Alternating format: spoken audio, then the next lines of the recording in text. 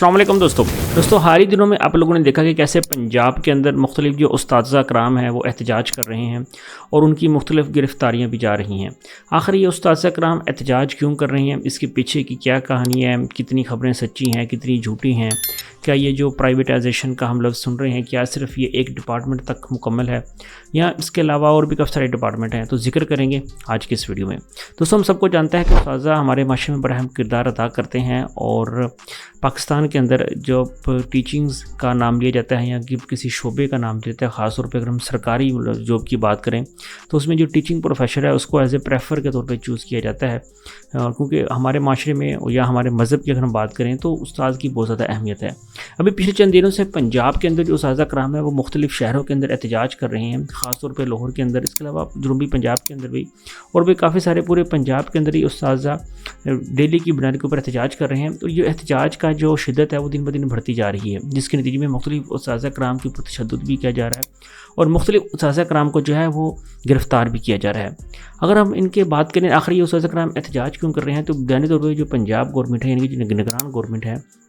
वो कुछ तब्दीलियाँ लेने जा रही है। क्या क्या तब्दीली लेने जा रही है, वन बाय वन ज़रा उनको डिस्कस कर लेते हैं। सबसे बुनियादी तब्दीली तो ये लेने जा रही है, वो पेंशन रूल्स के अंदर जो है वो तब्दीली कर रहे हैं। ये कैश इन लिवमेंट जो होता है उसको वो तब्दील करने जा रहे हैं, यानी कि ये वो रकम होती है जो भी कोई सरकारी मुलाजम अपनी जो मुद्दत मुलाजमा है, जो सर्विस है उसको कंप्लीट करता है एक ख़ास मुद्दत के बाद, हर डिपार्टमेंट की डिफरेंट होती है, तो उसके बाद जो गवर्नमेंट है उसको वो पेंशन देती है जिससे वो अपने जो है गुजर बसर करता है, यानी कि जो अपने अखराजात है वो पूरे करता है। यानी कि वक्त तक वो गवर्नमेंट का मुलाजिम रहता है, लेकिन बाद में गवर्नमेंट उन मुलाजमिन की देखभाल करती है और इस देखभाल के लिए ही वो उनको जो है लफ्ज़ पेंशन इस्तेमाल किया जाता है, यानी कि उनको वो पेंशन देती है। और हम देखते हैं कि हमारे काफ़ी सारे जो मुल्क के अफराद हैं उन्होंने अपनी सर्विसेज दी और वो ठीक ठाक जो है वो पेंशन ले रहे हैं। अगर हम ये बात करें पेंशन जो सिर्फ एक डिपार्टमेंट तक महदूद नहीं है, बल्कि तकरीबन हर डिपार्टमेंट में, अगर हम बैंकिंग सेक्टर ले लें, अगर हम पुलिस का सेक्टर ले लें, हम फौज का सेक्टर ले लें और इसी तरह अगर हम टीचिंग का सेक्टर ले लें या एजुकेटर्स का सेक्टर ले लें, तो इनके अंदर भी ऐसा ही है कि जब कोई टीचर रिटायर होता है तो उसको एक तो अमाउंट दी जाती है उसकी सर्विस के अकॉर्डिंग, और उसके अलावा उसको जब तक वो ज़िंदा रहता है या उसकी जो वाइफ जब तक ज़िंदा रहती है उसको जो है पेंशन दी जाती है। एक तो ये जो निगरान गवर्नमेंट है ये पेंशन ख़त्म करने जा रही है, इसके ऊपर उस्ताज़ा कराम जो एहतजाज कर रहे हैं।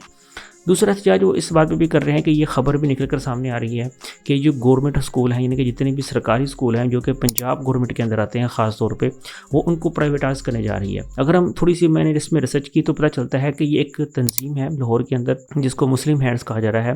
और पंजाब के जितने भी स्कूल हैं वो इन मुस्लिम हैंड्स जो तंजीम है उसके अंडर दिए जा रहे हैं। यहाँ पर कुछ क्यासियारियाँ भी की जा रही हैं, कुछ लोग कह रहे हैं कि इससे जो सरकारी जो स्कूल हैं उनकी फ़ीसेस बहुत ज़्यादा बढ़ जाएंगी। वो जो मुस्लिम हैंड्स तंजीम है या जो NGO है वो जब इन स्कूलों को अपने टेक ओवर करेगी